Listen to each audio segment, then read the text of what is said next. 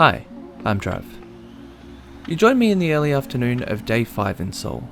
I spent the morning hopping around K-pop stores for a future video, but now it's time to explore the historic district of Jongno. First stop is the Buddhist temple of Chogesa, which dates back to the late 14th century. At its centre stands the ornate main hall, Taeongjeon, and this beautiful pagoda tree. You'll also see hundreds of brightly coloured lanterns and flowers decorating the grounds. Down the road is Yorin Songhyun Green Square, which by contrast is a very new addition to the area, having only opened in 2022.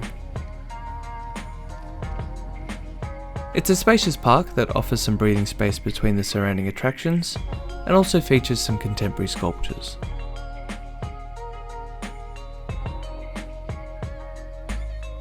Just next to the square is the famous palace of Gyeongbokgung.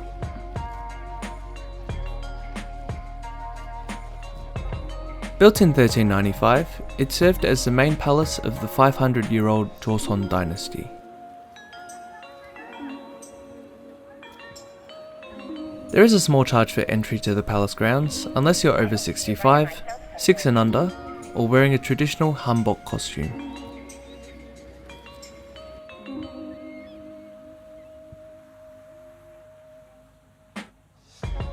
This is one of the most picturesque spots, Gyeonggi-do Pavilion.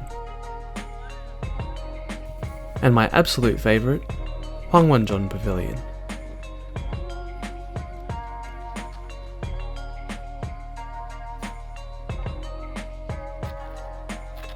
Also located on the palace grounds is the National Folk Museum of Korea.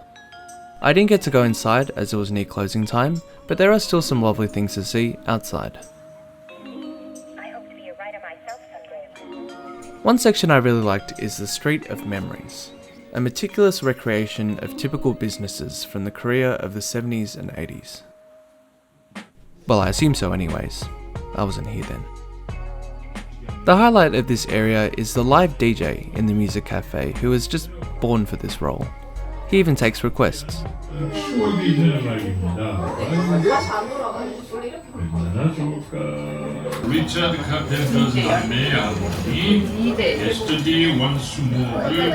With the evening approaching, I was to continue my exploration of Jongno the next day, but not before a send-off by my favourite type of street performer, a pan flute player.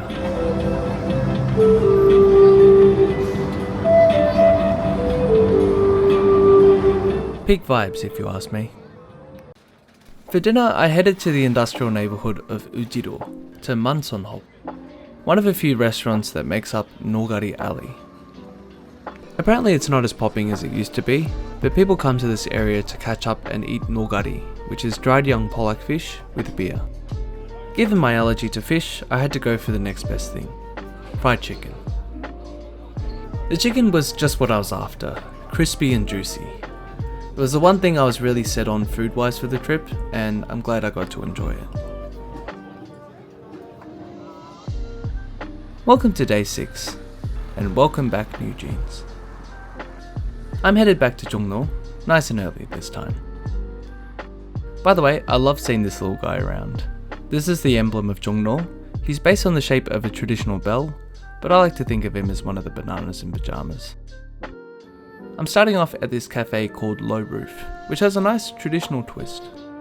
Behind the contemporary storefront is a lovely hanok courtyard, which even has little rooms to sit and chill in. I got a cafe latte. Yes, not a nice Americano for once. The cafe is right across the road from Bukchon Hanok Village, a neighbourhood filled with well-preserved traditional houses. This is a dead end. It's not all for show either.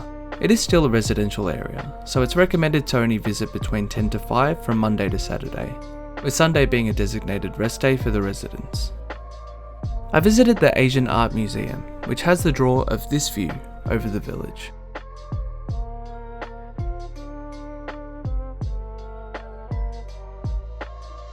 Included in the 6,000 won admission fee is a tea of your choice.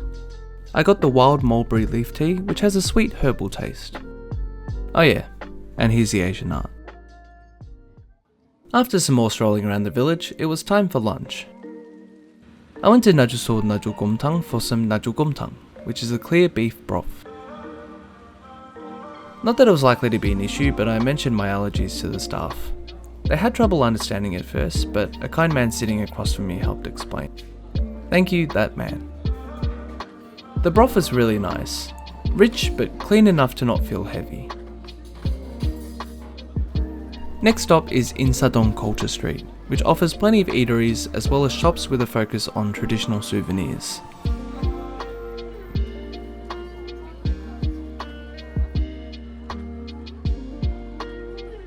For something more modern, Samchigir is a spiral complex full of cute arts, crafts and stationery.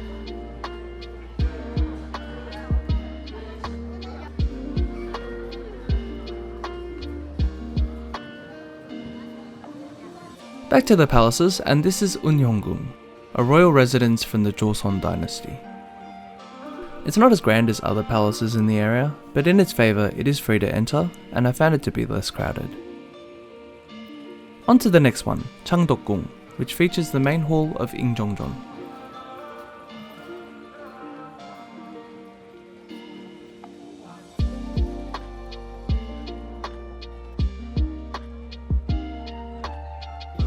My favourite part of visiting this palace was exploring the network of little passageways.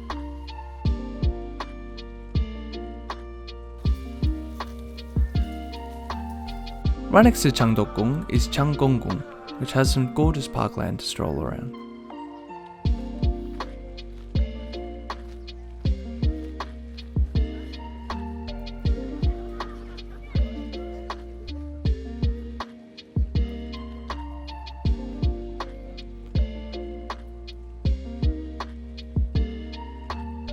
And it's here that I wrapped up my exploration of jongno. Catch you in the next and final episode.